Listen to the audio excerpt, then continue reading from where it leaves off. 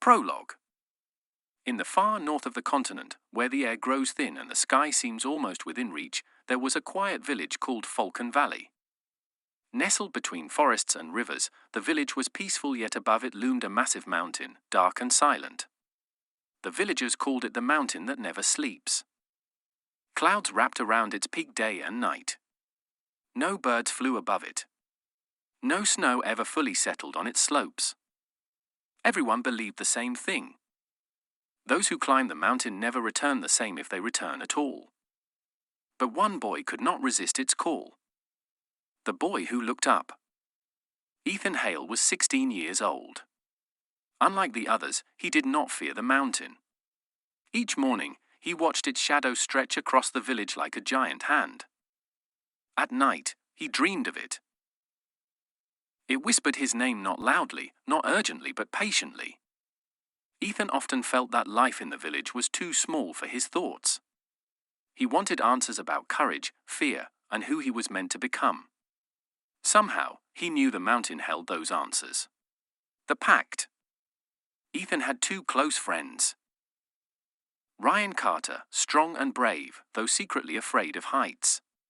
Lucas Moore, intelligent and observant, always carrying sketches and maps. One evening, as the sun dipped behind the trees, Ethan said, "I'm climbing the mountain." Ryan nearly dropped his water flask. "You're serious?" Lucas studied Ethan carefully.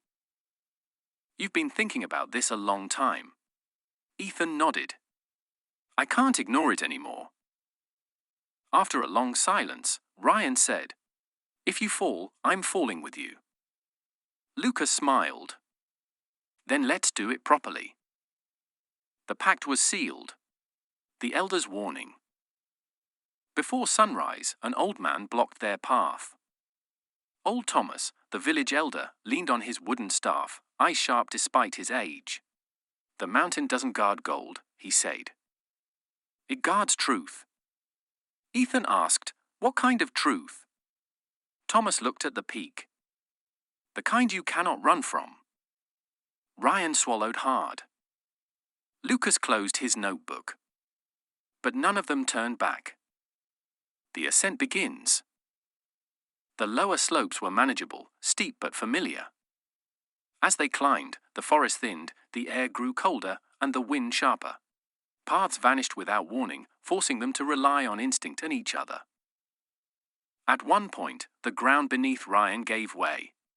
He slipped. Ethan lunged forward, gripping Ryan's wrist just in time. For a moment, they hung between sky and stone. Ryan's voice shook. "I thought I was brave."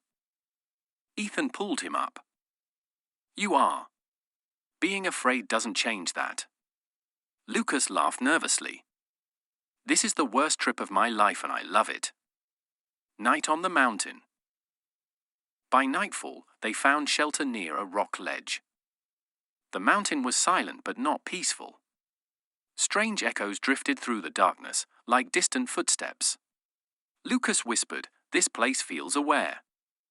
Ethan stared into the blackness. Maybe it is. Sleep did not come easily that night. The hidden cave. The next day, fog rolled in thick and heavy. They discovered a cave, warm against the cold. Inside, ancient symbols covered the walls, figures climbing, falling, standing together.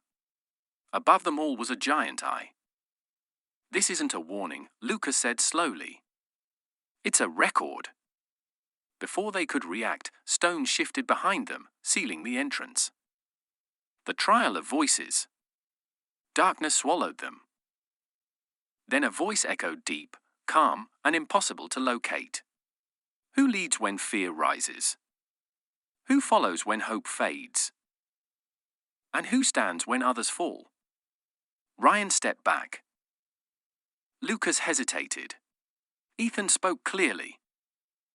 "We stand together." Or not at all. Silence. Then the ground trembled. A narrow passage opened, glowing faintly. The final climb. The passage led upward steeper and narrower than anything before. Exhaustion set in. Doubt followed. Ryan's fear returned.